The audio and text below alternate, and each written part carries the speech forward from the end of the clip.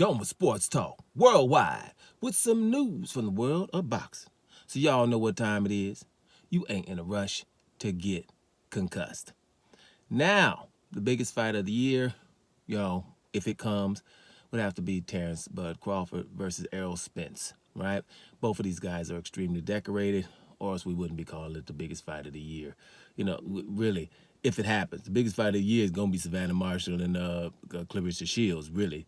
But, we'll see if this fight happens. I think everybody should stop speculating, whatever. I'm pretty sure they're doing their negotiations for the fight to happen. But a lot of people are weighing in, and I think it further proves to me that Errol Spence needs to win this fight more than Terence Crawford, right?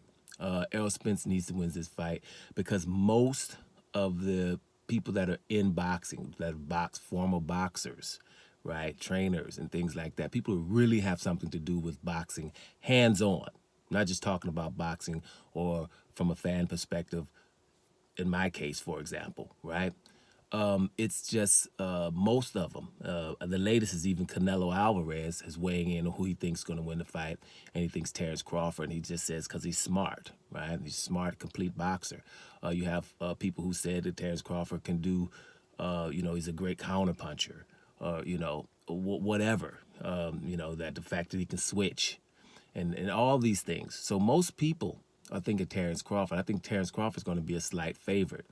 Now, the thing is, this is Terence Crawford's third weight division. I like to just continue to say that.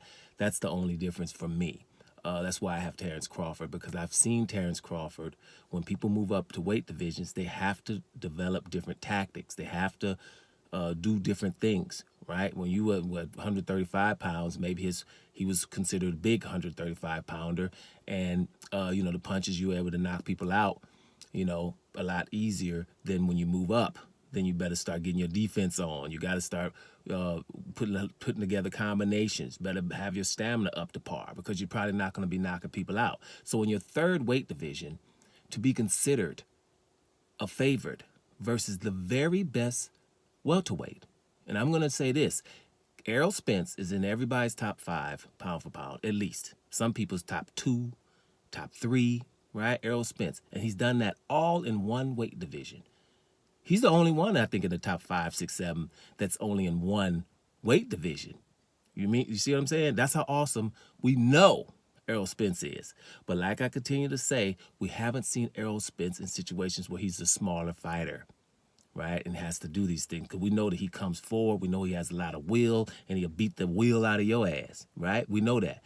But can he do that to, if he's been at 147 pounds the whole time, could he do that to a 160-pounder?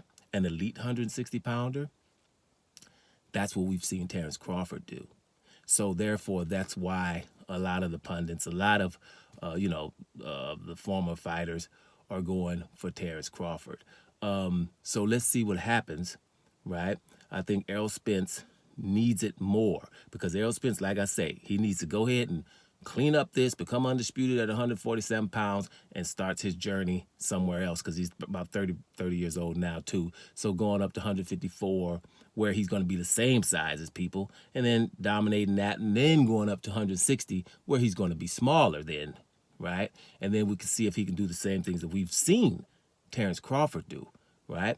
And I don't think we should be, so split on it. We could be split to the point of, I think this guy or that guy is going to win. But let's celebrate the fact that we got 2 top 5 pound-for-pound guys about to go at it soon.